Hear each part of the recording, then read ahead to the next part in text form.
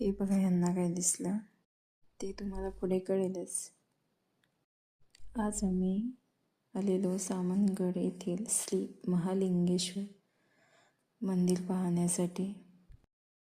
हे दृश्य किती नयनरम्य आहे. मंदिराचा परिसर तर खूप सुंदर व शांत आहे.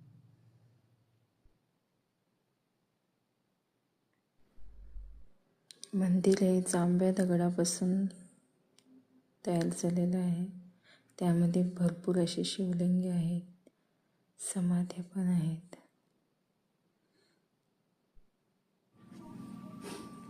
या मंदिरामध्ये माझ्या पायाचे ठसे दिसत होते.